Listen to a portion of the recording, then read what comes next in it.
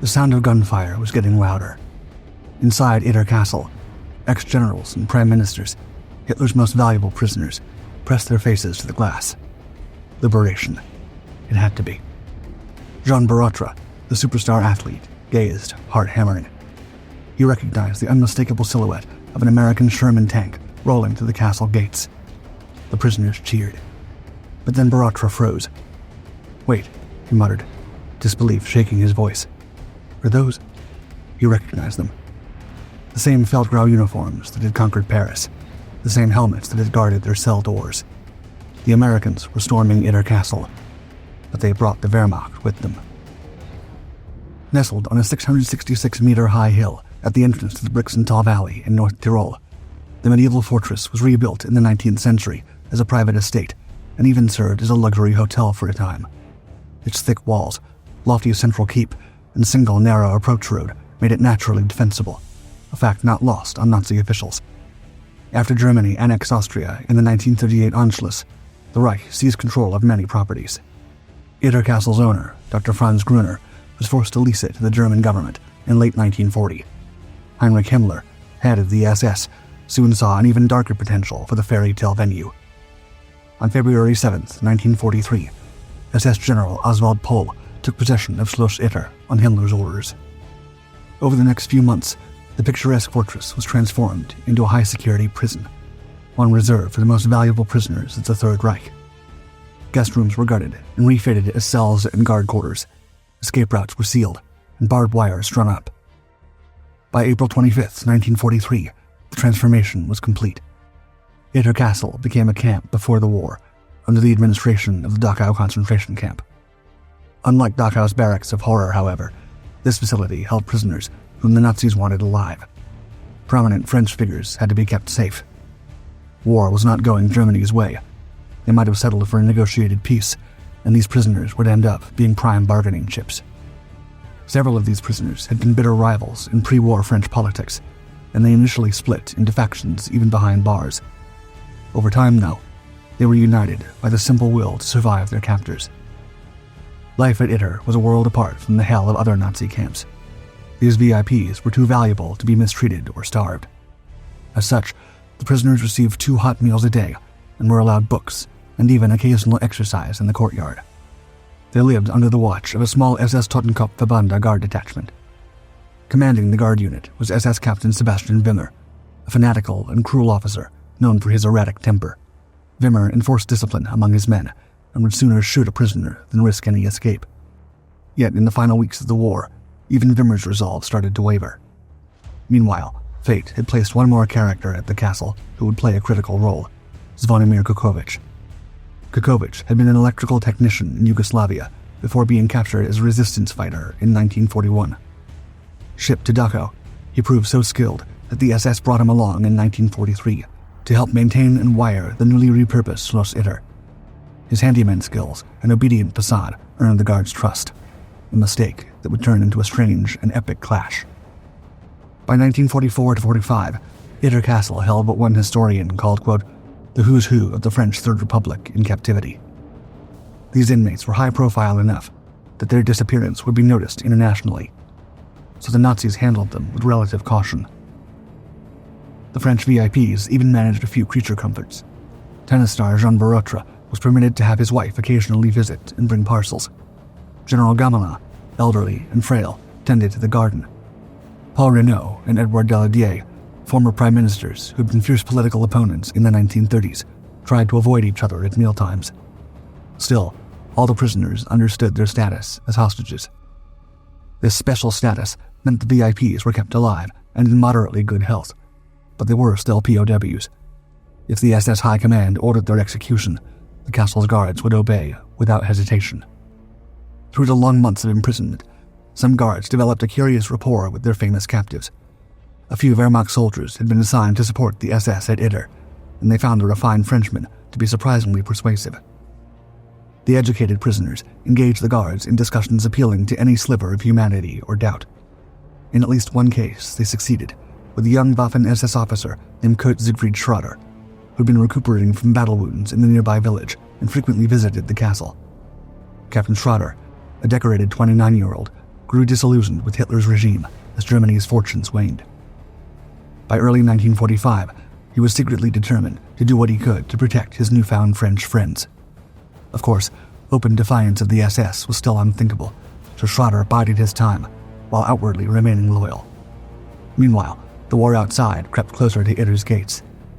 In late April 1945, the French prisoners managed to assemble a makeshift radio and contraband parts to monitor news from the front.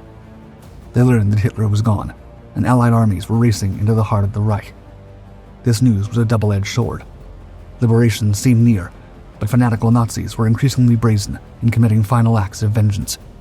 The prisoners at Itter grew anxious that they might be executed as the Nazi chain of command disintegrated. Their fears were not unfounded. On April 30th, an unexpected guest arrived at the castle. Eduard Weiter, the former commander of Dachau concentration camp, fleeing the Allied advance. Wimmer hosted Weiter for 2 nights. Then, on May 2nd, gunshots rang out within the castle. By morning, Weiter had apparently taken his own life, though some suspected he might have been shot due to the chaotic circumstances. This buried a grim idea in everyone's mind. If a high-ranking SS man like Weiter saw no escape, what did that mean for the prisoners of Castle Itter? On the afternoon of May 3, 1945, Kukovic made his move and slipped out of Castle Itter's iron gate under the pretext of running an errand for the Nazi commander. He used his good standing with the guards to lead a desperate attempt to escape and get help. In his hand, he clutched a secret note written in English by one of the French VIP captives inside. War's end was close. Everyone could feel it. Kukovic had to reach the Americans and plead for a rescue before the SS could execute the prisoners. With nervous determination, Kukovic mounted a bicycle and sped off down the mountain road. He knew the nearby town of Wörgl, about 8 kilometers away, swarmed with German troops, so he veered east to Innsbruck instead. It was a grueling 40-mile journey through the alpine terrain, but as dusk fell, he finally encountered an advance patrol of the American 409th Infantry near Innsbruck. Breathlessly, he handed over the crumpled note, identifying the castle and its high-profile prisoners. The American soldiers were stunned by Kukovic's tale of imprisoned French generals and politicians, and they quickly relayed the news up the chain of command. As night deepened on May 3rd, the prisoner-turned-messenger could only hope that help would come.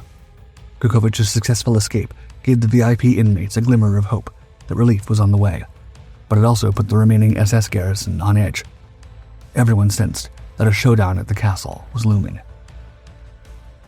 The tension in Itter Castle hit a breaking point on May 4th, 1945. Learning of Weiter's demise, and with Kukovic still not back from his mission, SS Captain Wimmer decided it was every man for himself. Before dawn, Wimmer and the remaining SS guards simply abandoned their posts and fled into the night. When the French inmates awoke that morning, they found the gate unguarded and the SS gone. For the first time in 2 years, they stood outside the castle as free men, but their freedom was terrifyingly fragile.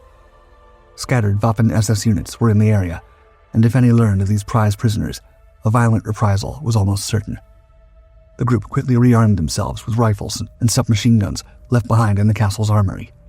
They posted lookouts on the battlements, and even hoisted a handmade French tricolor flag atop the castle walls, hoping it might ward off an attack by signaling their presence to Allied aircraft. Former Prime Ministers Renaud and Daladier dared a short walk outside the gate into the village of Itter, only to hurry back inside when they saw German military trucks still prowling the area. The castle's mighty walls were now both their shield and their cage. The absurdity and danger of the situation were not lost on the men. Here they were, generals, politicians, even a sports celebrity, hunkered down with rifles in a medieval castle, waiting for either salvation or slaughter. The afternoon of May 4th, the prisoners enlisted the help of a Czech cook, Andreas Krobot, who had also been left behind. Krobot volunteered to venture out and try to find help again, still unaware that Kukovic had already succeeded. Armed with a letter from the prisoners, he pedaled off toward Wörgl, the nearest town. Wörgl, however, was in turmoil. Most regular German army troops had pulled out, but fanatical SS squads roamed the streets looking for traitors.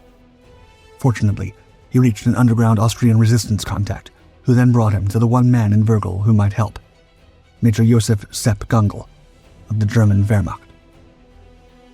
Major Gangl was a battle-hardened 34-year-old German artillery officer who, like Schroeder, had undergone a late war crisis of conscience. After years of fighting, from Stalingrad to Normandy, Gangl had grown disillusioned with Nazi leadership.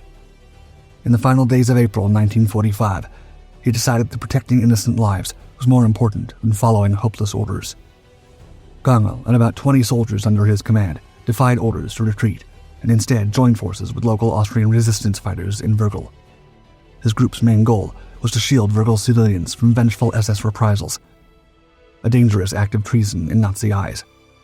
When Krobert arrived with news of Itter Castle's abandoned prisoners, Gangl immediately grasped the stakes. These French VIPs had enormous propaganda value if the SS got to them first. A massacre was certain. Gangl also realized that assisting in their rescue might curry favor with the approaching Americans, improving his own men's chances of surrendering safely.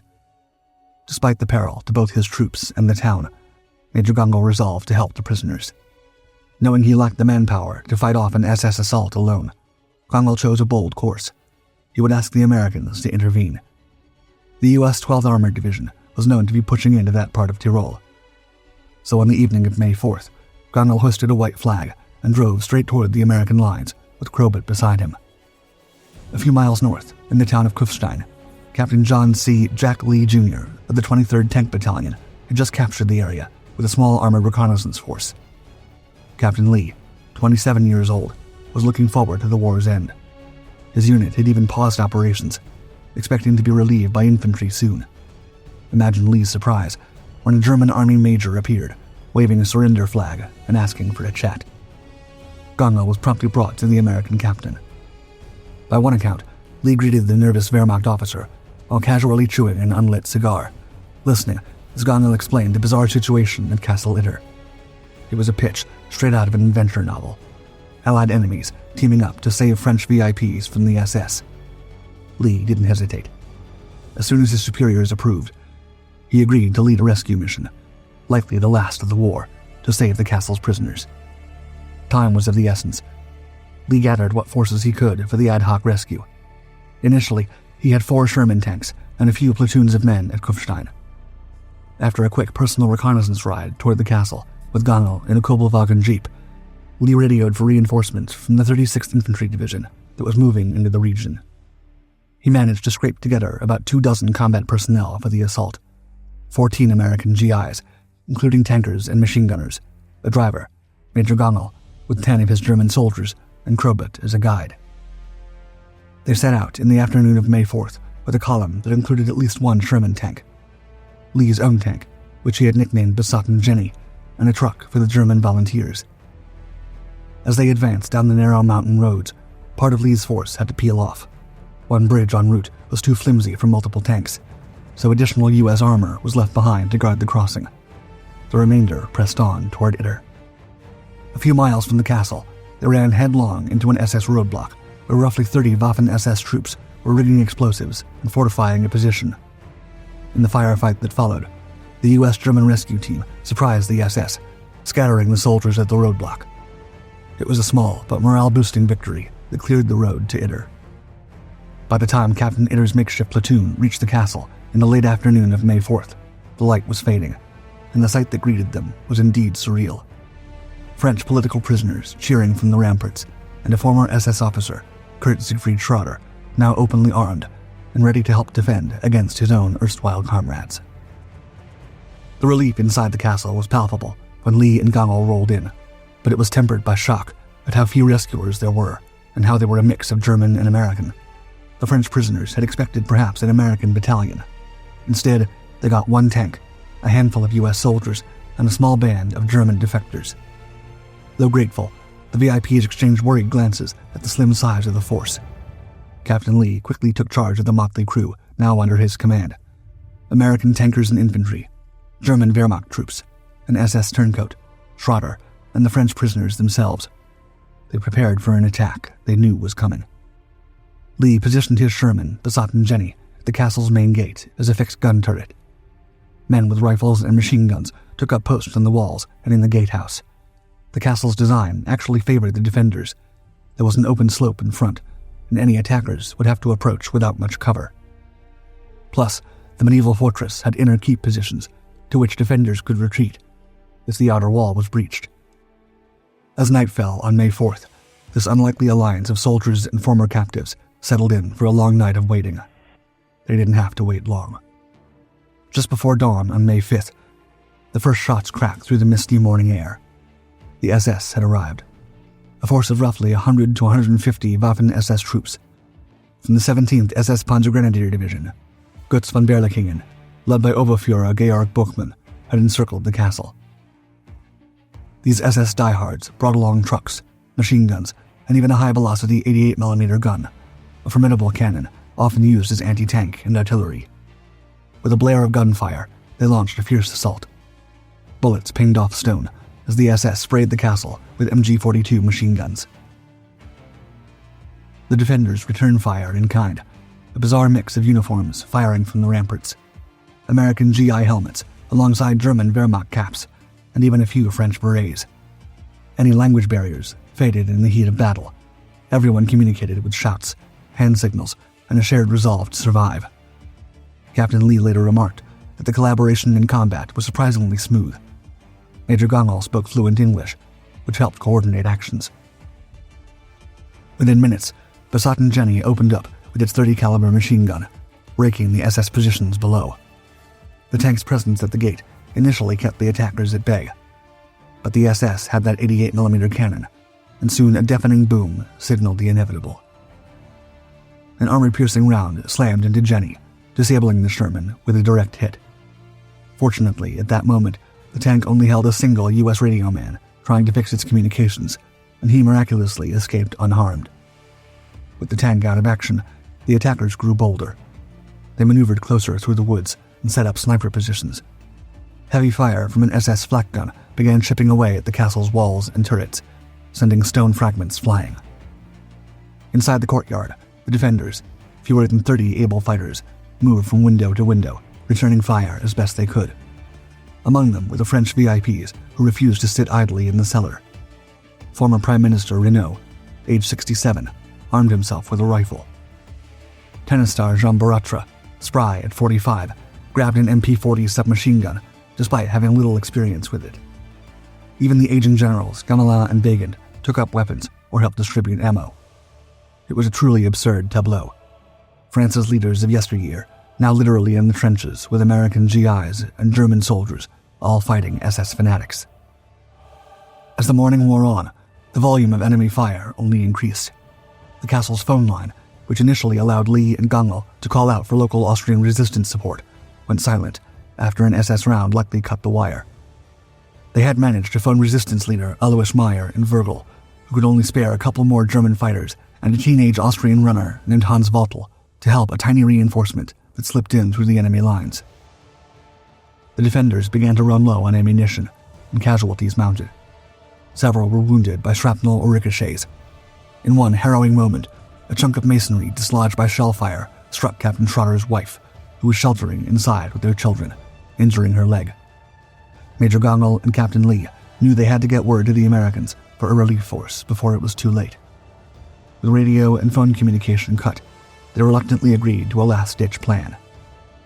Jean Borotra stepped forward and volunteered for what might well be a suicide mission.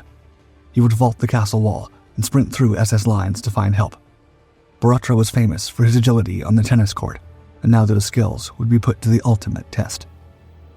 Timing his move between waves of gunfire, the champion leapt down into a ditch, scaled the outer wall, and ran into the dense forest.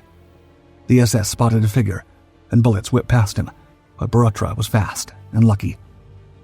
He slipped through the enemy cordon and dashed off toward the town of Kufstein, where he knew U.S. troops had been seen. Back inside the besieged castle, the situation by early afternoon on May 5th was dire. The defenders had done all they could, holding off hundreds of SS for hours, but their ammunition was nearly exhausted. Captain Lee prepared to make a final stand deeper in the keep, hoping to stall the enemy room by room if it came to that. SS troops were already at the gate, using the wreck of the Sherman tank as cover. Suddenly, around 4 p.m., the unmistakable rattle of heavy machine guns echoed from the forest road. American reinforcements had arrived. Borotra had succeeded in his mad dash. He reached elements of the U.S. 142nd Infantry and guided them directly to the castle. The relief column, supported by tanks and armored vehicles, caught the SS attackers in the flank. A fierce burst of fighting ensued on the approaches to Itter as the fresh American troops poured fire into the stunned SS ranks. Within minutes, the siege was broken. Many of the SS simply dropped their weapons and surrendered or fled into the woods. Over 100 of the enemy were captured on the spot. The strange battle for Castle Itter was over as abruptly as it began. When the dust settled, the defenders counted their losses. Remarkably, only one of the multinational defenders had been lost in action. Major Josef Gangl was found slumped against a wall with a rifle in hand. Moments before the relief, he'd bravely exposed himself to move former PM Renault out of a sniper's sights, and in doing so, Gangl was struck by a fatal bullet. He died as a hero of the very cause he had once sworn to fight, a German officer laying down his life to protect French prisoners alongside American allies. 4 other defenders were wounded but survived. The French VIPs were emotionally drained, but safe at last. That evening, U.S. troops evacuated the liberated prisoners to the rear lines. On May 10th, after a long journey through the war-torn countryside, the French dignitaries arrived in Paris to a triumphant welcome. Their bizarre odyssey in the Austrian Alps had a happy ending. Captain Jack Lee Jr. received the Distinguished Service Cross for his leadership and extraordinary heroism during the battle. The citation, perhaps diplomatically, made little mention that his troops had been fighting alongside Germans. As for Major Gangl, he was posthumously honored by Austria as a national hero, and today a street in Bergel bears his name. Even SS Captain Schrader, who had switched sides, was briefly imprisoned by U.S. forces for his SS affiliation, but was released in recognition of his role at Itter. In the grand scope of World War II, the Battle of Castle Itter was a small engagement fought just 2 days before Germany's unconditional surrender on May 7, 1945, but it holds a truly unique place in history. It's often called, quote, the strangest battle of World War II, and for good reason. It was the only known time during the war that American and German soldiers fought side by side as comrades. The absurdity of former enemies united against the SS in a medieval castle, no less, seems like something from a Hollywood script. Yet it happened. Every bit of it. One historian noted that traditional war stories rarely highlight such episodes because they, quote, didn't qualify as a major operation, and senior commanders were focused elsewhere. But the lesson of Castle Itter is profound. In this final hour of the European war, desperate people cast aside ideology and distrust to do what was right, to save innocent lives from a greater evil.